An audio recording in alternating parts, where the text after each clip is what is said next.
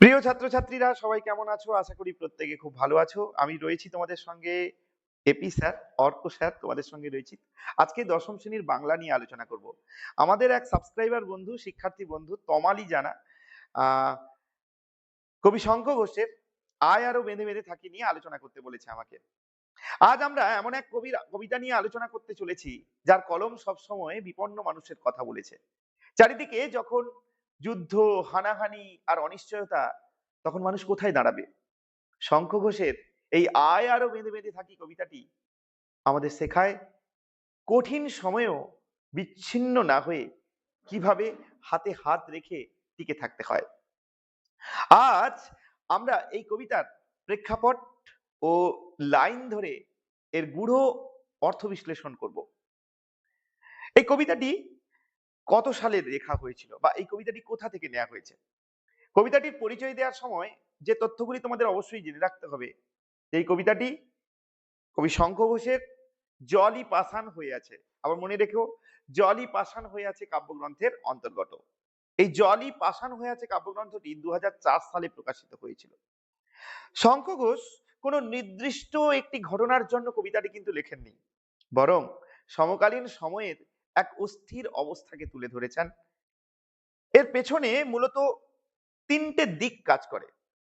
এক হচ্ছে সামাজিক অস্থিরতা, সামাজিক অস্থিরতা ও নিরাপত্তাহীনতা। 20 শতকের শেষের দিক এবং 21 শতকের শুরুর দিকে বিশ্ব জুড়ে চলছে রক্তক্ষয়ী যুদ্ধ এবং রাজনৈতিক ডামাডোল সাধারণ মানুষের জীবনকে সংকটের মুখে ঠেলে দিয়েছিল। এরকম একটা পরিস্থিতি, আর এই পরিস্থিতি থেকে কবি শঙ্খ ঘোষ লিখলেন আয় আরো বেঁধে বেঁধে থাকি কবিতাটি। তো চলো তাহলে কবিতার বিশ্লেষণে যাওয়া যাক। আর এই কবিতাটি জানতে চেয়েছে তমালি জানা, আমাদের ইউটিউবের সাবস্ক্রাইবার এবং শিক্ষার্থী বন্ধু, সম্ভবত তারই নাম বা গার্ডিয়ানের নাম, যাই হোক না কেন। যদি তোমাদের এই কবিতার বিষয়বস্তু যে আলোচনা করছি এইটা যদি তোমাদের ভালো লাগে, অবশ্যই একটা করে কমেন্ট দেবে এবং পরবর্তীতে কোনো পাঠ্য অংশ তোমাদের অসুবিধা হলে অবশ্যই জানাবে। শঙ্খ ঘোষের এই কবিতাটি জলই পাষাণ হয়ে আছে কাব্যগ্রন্থের অন্তর্গত। কবি শঙ্খ ঘোষ এই কবিতায় লিখছেন, তোমাদের আর একটু মনে রাখি, আর একটু তোমাদের বলে রাখা প্রয়োজন, তোমরা পাঠ্য অংশের কোন কোন জায়গাগুলো একটু পড়ে রাখবে। দেখো একটু তোমরা যে বইতে এই জায়গাগুলো একটু পড়ে রাখবে আর ভালো করে বুঝে নাও। কবি শঙ্খ ঘোষের কবিতাগুলি 1932 সালে তিনি জন্মগ্রহণ করেছিলেন বাংলাদেশের বরিশালে এবং আধুনিক বাংলা সাহিত্যের একজন প্রধান কবি এবং প্রাবন্ধিক এবং অধ্যাপক বলা যেতে পারে, অবশ্যই বলা যায়। পড়াশোনা প্রেসিডেন্সি কলেজে এবং কলকাতা বিশ্ববিদ্যালয়ে। তার প্রথম কাব্যগ্রন্থ দিনগুলি রাতগুলি, খুব ভালো করে মনে রাখবে। এছাড়া নিহিত পাতাল ছায়া, বাবরের প্রার্থনা, পাঁজরে দাঁড়ের শব্দ, জলই পাষাণ হয়ে আছে। আজকে আমাদের কবিতাটি নেওয়া হয়েছে জলই পাষাণ হয়ে আছে কাব্যগ্রন্থ থেকে। আর একটা কথা বলবো যে শঙ্খ ঘোষ কুন্তক ছদ্মনামে লিখেছেন। তোমাদের কাছে এই প্রশ্নটা কিন্তু আসে, শঙ্খ ঘোষের ছদ্মনাম কি? মনে রাখবে কুন্তক। তো আজকে চলো আমরা এই কবিতাটি বিশ্লেষণ করি। জলই পাষাণ হয়ে আছে কাব্যগ্রন্থের অন্যতম কবিতা আয় আরো বেঁধে বেঁধে থাকি। কি বললাম? আয় আরো বেঁধে বেঁধে থাকি। কবিতার প্রথমে শুরুতে কবি বলছেন, দেখো, আমাদের ডান পাশে ধস, আমাদের বাঁয়ে গিরিখাত, আমাদের মাথায় বোমারু, পায়ে পায়ে হিমানির বাঁধ। কবি এখানে বলছেন ধস, ডান পাশে কি? ধস। বাম পাশে কি?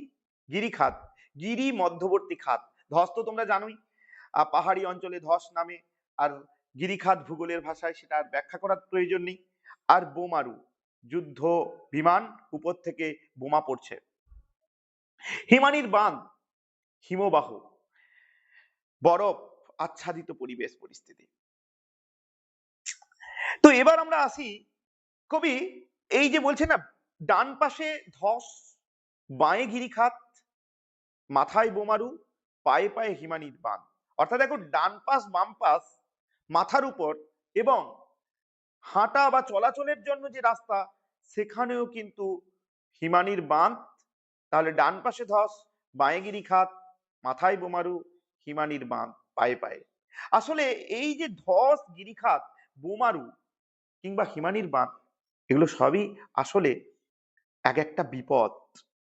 সাধারণ মানুষ আজ বিপদাগ্রস্ত। এই বিপদ পরিস্থিতি থেকে আমাদের বাঁচার কোনো উপায় নেই।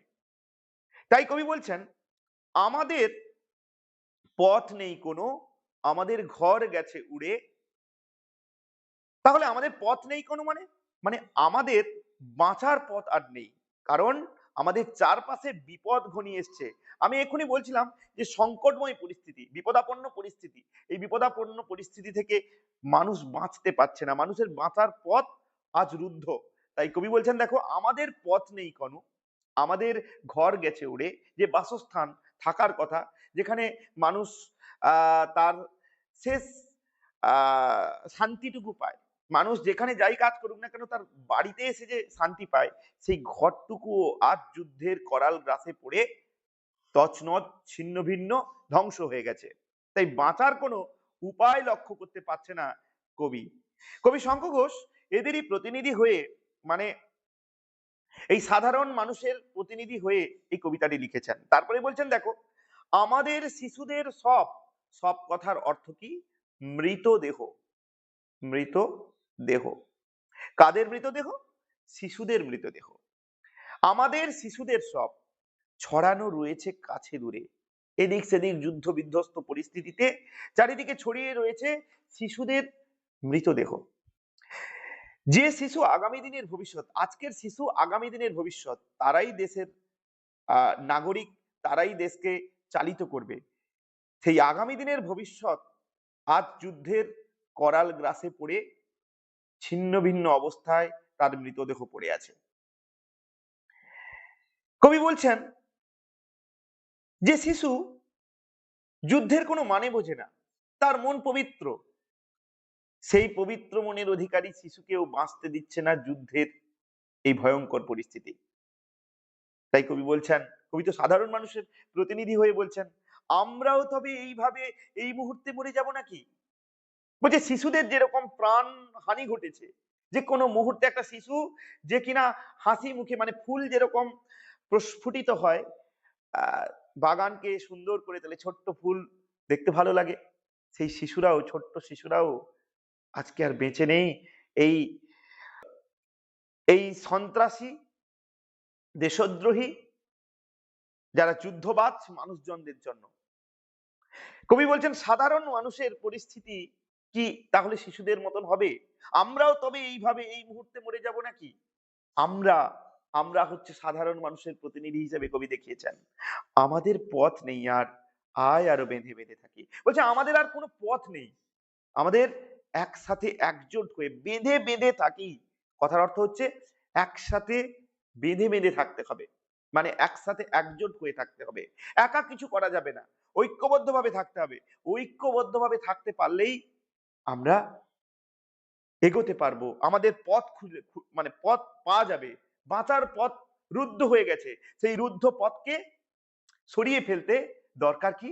দরকার একসাথে একজোট হয়ে এগিয়ে চলা। তার পরের লাইনে বলছে, দেখো আমাদের ইতিহাস নেই, অথবা এমনই ইতিহাস আমাদের চোখ মুখ ঢাকা, আমরা ভিখারি 12 মাস। ইতিহাস আমরা জানি যে ইতিহাস আসলে যারা ক্ষমতাবান সেই সমস্ত রাজা রাজরাদের ইতিহাস তৈরি হয়েছে। ইতিহাস বইয়ের পাতা খুললে আমরা দেখি রাজাদের ইতিহাস, জমিদারদের ইতিহাস, কিন্তু সাধারণ মানুষের ইতিহাস নেই। অমুক রাজা অমুক উত্থান করেছিল, কিন্তু সেই উত্থানের পেছনে কে ছিল? উত্থানের পিছনে সাধারণ মানুষ ছিল, সে কথার উল্লেখ কোথাও পাওয়া যায় না। তাই এমনই বলেছেন যে ইতিহাস, কত ইতিহাস লুকিয়ে রয়েছে, এই সাধারণ মানুষের সংগ্রাম, এই সাধারণ মানুষের জন্য যে দেশ চলছে, এ কথা কিন্তু ইতিহাসে নেই। ইতিহাসকে বিকৃত করা হয়েছে কাদের দ্বারা? ক্ষমতাবাসদের দ্বারা, তাদের রক্তচক্ষু সেইভাবে ইতিহাস তৈরি করেছে। তাই কবি বলছেন আমাদের ইতিহাস নেই, অথবা এমনই ইতিহাস আমাদের চোখ মুখ ঢাকা। ইতিহাস জানা থাকলেও কি হচ্ছে? চোখ মুখ ঢেকে রাখতে হচ্ছে। ইতিহাস থাকলেও না জানার ভান করতে হচ্ছে, কারণ ক্ষমতাবাজদের বা ক্ষমতাবানদের রক্তচক্ষুতে সাধারণ মানুষের ইতিহাস লুকিয়ে আছে, ঢাকা পড়ে গেছে। তাই কবি বলছেন আমাদের চোখ মুখ ঢাকা, আমরা জানা সত্ত্বেও আমাদের ইতিহাসকে প্রকাশ করতে পারি না, কারণ ক্ষমতাবাজদের দৌলতে রক্তচক্ষুতে সবকিছু ঢাকা পড়ে থাকে। আমরা ভিখারি 12 মাস, সাধারণ মানুষ এই যুদ্ধের প্রকোপে পড়ে ঘর দৌড় সব হারিয়ে এখন লোকের দোরে দোরে 12 মাস বছর বছর তারা ভিক্ষা করে যাচ্ছে। তাই কবি বলছেন তাদের প্রতিনিধি হয়ে, সাধারণ মানুষের প্রতিনিধি হয়ে বলছেন আমরা ভিখারি 12 মাস, পৃথিবী হয়তো বেঁচে আছে, পৃথিবী হয়তো গেছে মরে, আমাদের কথা কে বা জানে, আমরা ফিরেছি দোরে দোরে। পৃথিবী হয়তো বেঁচে আছে, সমাজে কি হচ্ছে, সমাজ কেমন ভাবে চলছে, পরিবেশ কেমন ঠিক আছে কিনা, এসব কথা সাধারণ মানুষ খেটে খাওয়া বুভুক্ষ মানুষের দরকার নেই। তারা বাঁচবে কি করে, তাদের পথে তারা এগিয়ে যাবে কি করে, এই সংগ্রামী পথে তারা টিকে থাকতে পারবে কি, এটা নিয়েই তারা ভাবছে। তাই পৃথিবী বা দেশের কি হচ্ছে সে কথা তারা জানতেও চায় না, বুঝতেও চায় না। নিরন্ন ভুভুক্ষ মানুষের মুখে দুমুঠো অন্ন কিভাবে জুটবে, এটাই তারা চায়। তারপরে বলছে দেখো আমাদের কথা কে বা জানে, আমরা ফিরেছি দোরে দোরে। তাই সাধারণ মানুষের পাশে কেউ নেই। ক্ষমতাবাজরা তারা নিজেদের স্বার্থ সিদ্ধি করবার জন্য হানাহানি মারামারি করছে, কিন্তু সাধারণ মানুষ যাদের জন্য এই দেশ এই বিশ্ব টিকে আছে তাদের কথা কেউ ভাবে না। তারা চিরকাল অন্যের দোরে দোরে ভিক্ষাবৃত্তি করেই জীবন চালায়। তাই কবি শেষে বলছে দেখো কিছুই কোথাও যদি নেই, তবু তো কজন আছি বাকি। কবি এই সাধারণ মানুষের প্রতিনিধি হয়ে বলছেন কাউকে না পেলেও, কাউকে না পেলেও দু একজন যারা বুঝবে, যারা প্রতিবাদী হবে, কারণ প্রতিবাদ করতে না শিখলে অচিরেই সে মারা পড়ে যাবে। আর ঐক্যবদ্ধ হতে হবে, যারা বুঝবে, যে কজন আছে তারা যেন ঐক্যবদ্ধ হয়। কবি আশার আলো এখানে দেখেছেন যে ঐক্যবদ্ধতা না থাকলে কখনোই সঠিক পথে এগিয়ে যাওয়া সম্ভব নয়। আর সঠিক পথে এগিয়ে যাওয়ার জন্য দরকার কি, ঐক্যবদ্ধতা। আর সেই ঐক্যবদ্ধতার জন্যই কবি বলছেন দেখো আমরা ফিরেছি দোরে দোরে, কিছুই কোথাও যদি নেই, সব, কবি বলছেন সবকিছু শেষ, তবু তো কজন আছি বাকি।